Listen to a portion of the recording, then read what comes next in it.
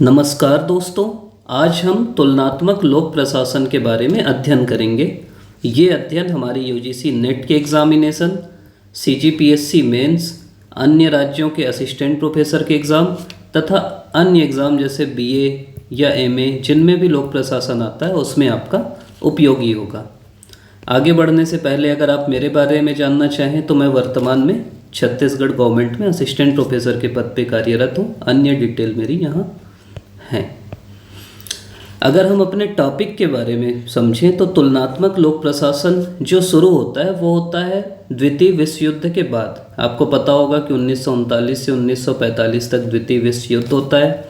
विश्व युद्ध होने के बाद जो अमेरिका है, रूस है, ब्रिटेन है, फ्रांस है, ये विजयी होते हैं और जर्मनी, इटली, जापान ये पराजित होते हैं। तो एक दुनिया बनती है जिसमें दो ध्रुव आते हैं, अमेरिका और रूस।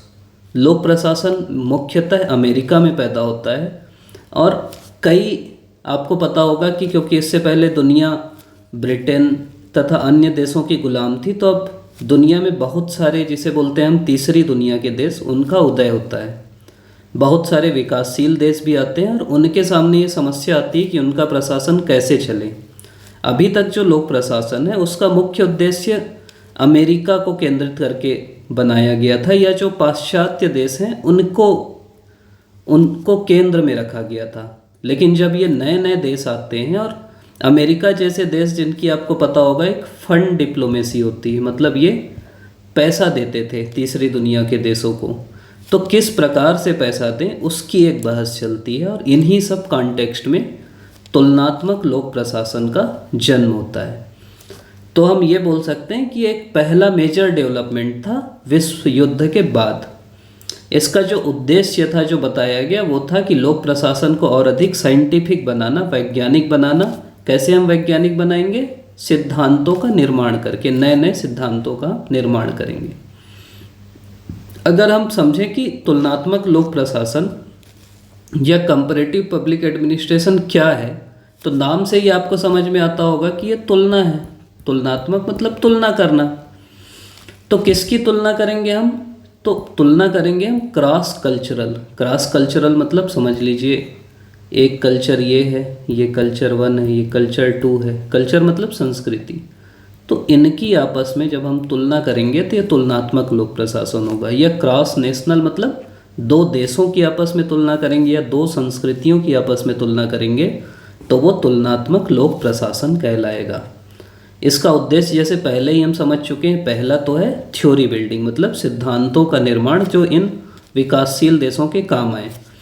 और दूसरा जो एडमिनिस्ट्रेटिव प्रॉब्लम्स हैं डेवलपिंग कंट्रीज़ में, डेवलपिंग आप समझिएगा, डेवलपिंग मतलब जो विकासशील देश है जैसे भारत, चीन, ऐसे देश जो उस समय उदय हो रहे थे, उनकी जो प्रशासनिक समस्याएं हैं जो विकसित देशों से बिल्कुल अलग हैं, उनको सुलझाने का प्रयास करना। इसके लिए एक जो संस्था बनी उसको बोलते हैं कंपैरेटिव एडमिनिस्ट्रेटिव ग्रुप। इसका गठन हुआ था 1963 में। ये जो गठन है वो अस्पा के द्वारा हुआ था, मतलब एक सोसाइटी पहले चलती थी, American society on public administration, 1939 में 39 में इसके प्रयास से 1963 में CAG बना। मतलब ये कन्फ्यूज़ मत होइएगा हमारे कैग से, ये कंपैरेटिव एडमिनिस्ट्रेटिव ग्रुप है जिसके अध्यक्ष थे FW रिग्स। और जो मैं पहले बता रहा था कि अमेरिका पैसा देता था, तो मेन पैसा देने वाली संस्था जो थी वो थी फोर्ड फाउंडेशन अमेरिका की। तो इसका पैसा इसमें भी लगता था, CAG बनाने में भी, कंपैरेटिव एडमिनिस्ट्रेटिव ग्रुप बनाने में भी फोर्ड फाउंडेशन का महत्वपूर्ण योगदान था। अगला अगर हम समझें कि इसके उदय के कारण क्या है, तो पहला तो वही है कि जो परंपरागत पद्धतियां थी जिससे अध्ययन किया जा रहा था लोक प्रशासन का, उससे एक असंतोष था। परंपरागत पद्धतियों में केवल आप विकसित देशों का अध्ययन कर रहे थे, ये बोल रहे थे कि नहीं भाई, हमको बाकी का भी अध्ययन करना है। जो ये वाली बात है कि विकासशील देशों के प्रशासन को समझने के लिए, जो विकासशील देश है ना उनका प्रशासन कैसा होता है उसको हमको समझना है। इसके अलावा है कि तीसरी दुनिया के जो देश हैं उनका भी उदय हो रहा है। तीसरी दुनिया के देश मतलब जो अभी जिनका अभी उदय हुआ है, जो गुलामी से मुक्त हुए हैं, जैसे आपके अफ्रीका के जो देश थे, नाइजीरिया, चाड, कांगो, ऐसे ही अलग अलग देश थे। और ये तो हम लोग अभी पढ़े कि जैसे फोर्ड फाउंडेशन था, वैसे अमेरिका की जो विदेशी सहायता कार्यक्रम था जिसमें उनको पैसा देना था, तो कैसे पैसा दें उसके लिए भी इसका उदय हुआ। अब आपको अगर इसके ट्रेंड्स समझना है, ट्रेंड्स मतलब होता है कि ये कैसे, क्या क्या इसकी प्रकृति थी, क्या इसकी दिशा थी, दशा थी, तो F.W. रिक्स जो हमने अभी अभी पढ़ा कि ये कंपैरेटिव एडमिनिस्ट्रेटिव ग्रुप के पहले चेयरमैन थे और करीब 8-10 साल उसके चेयरमैन रहते हैं वो। तो उनके अनुसार अब जो लोक प्रशासन है उसका शिफ्ट है नॉर्मेटिव स्टडीज़ से एम्पिरिकल स्टडीज़ की ओर। नॉर्मेटिव स्टडीज़ ये बात करती है कि व्हाट आर्ट टू बी, मतलब क्या होना चाहिए, आदर्शवादी चीज़ है कि क्या होना चाहिए। जबकि एम्पिरिकल स्टडीज़ क्या बोलती है, क्या है, मतलब ये ज़्यादा साइंटिफिक है, ये थ्योरी बिल्डिंग करती है। तो उन्होंने कहा कि तुलनात्मक लोक प्रशासन में हम नॉर्मेटिव से एम्पिरिकल की ओर आए। दूसरा वो बोले कि a shift from idiographic studies to nomothetic studies. देखिए आइडियोग्राफिक स्टडीज़ क्या है, जिसमें हम एक देश का अध्ययन करते हैं। जैसे उस समय के कॉन्टेक्स्ट को अगर आप समझेंगे तो अमेरिका का हम अध्ययन कर रहे थे, वहाँ से हम नोमोथेटिक स्टडीज़ मतलब यूनिवर्सल बाकी देशों का भी हम अध्ययन करेंगे। और तीसरा बोले कि a shift from non ecological studies. Non ecological मतलब which examine administrative phenomenon as an isolated activity, to ecological activity जिसमें एक्सटर्नल इन्वायरमेंट का भी हम ध्यान रखेंगे। जैसे मान लीजिए आपको कोई भी प्रशासन को समझना है तो आप केवल प्रशासन को आइसोलेशन में समझेंगे तो वो होता है नॉन इकोलॉजिकल। अगर आप बाकी चीज़ों को समझोगे, जैसे प्रशासन के साथ साथ आप देखोगे कि वहाँ का समाज कैसा है, वहाँ धार्मिक संस्थाएं कैसी हैं, वहाँ की राजनीति कैसी है, जो बाकी चीज़ें हैं वो भी जब हम देखेंगे, वहाँ की इकोलॉजी को हम समझेंगे, तो वो तुलनात्मक लोक प्रशासन है। मतलब रिक्स के अनुसार अगर आप बोलेंगे तो कंपैरेटिव एडमिनिस्ट्रेशन क्या है, एम्पिरिकल है, नोमोथेटिक है और इकोलॉजिकल है। अगर आपको कंपैरेटिव, ये सीधा सीधा सवाल आता है ये कि क्या क्या अप्रोचेस या मॉडल हैं कंपैरेटिव पब्लिक एडमिनिस्ट्रेशन के, ये आपको नाम याद रखना है। जैसे जो ब्यूरोक्रेटिक सिस्टम अप्रोच है वो दिया है अल्फ्रेड डेमंड ने, रॉबर्ट प्रेस्थस ने, फेरल हेडी ने, माइकल क्रोजियर ने, मेरो बर्जर ने। तो ये हमको नाम याद रखना है कि सीधा सीधा सवाल आता है कि ब्यूरोक्रेटिक सिस्टम अप्रोच किसने दिया। जो जनरल सिस्टम है, ब्यूरोक्रेटिक मतलब ये जो इनका मेन फोकस था वो था नौकरशाही पे। अगला है कि जनरल सिस्टम अप्रोच किसने दिया, तो ये है F.W. रिक्स ने दिया। उन्होंने अपना फ्यूज प्रिज्मेटिक डिफ्रैक्टेड टाइपोलॉजी दिया। मतलब हम लोग इसको पढ़ेंगे, वो बोले कि 3 समाज होते हैं, एक होता है फ्यूज समाज, एक होता है प्रिज्मेटिक समाज और एक होता है डिफ्रैक्टेड समाज। मतलब एक बिल्कुल पिछड़ा, एक बिल्कुल विकसित और एक दोनों के बीच में। इसी में एक जॉन टी डोरसे हैं जिन्होंने इंफॉर्मेशन एनर्जी मॉडल दिया। तो ये बस नाम याद रखना है आपको, इसमें बहुत डील नहीं करना है अंदर। फिर डेवलपमेंट एडमिनिस्ट्रेशन, ये तो अलग से पढ़ना ही हमको। रिक्स दिए एडवर्ड वेडनर हैं और इन्होंने सोशल इकोनॉमिक चेंज की बात की।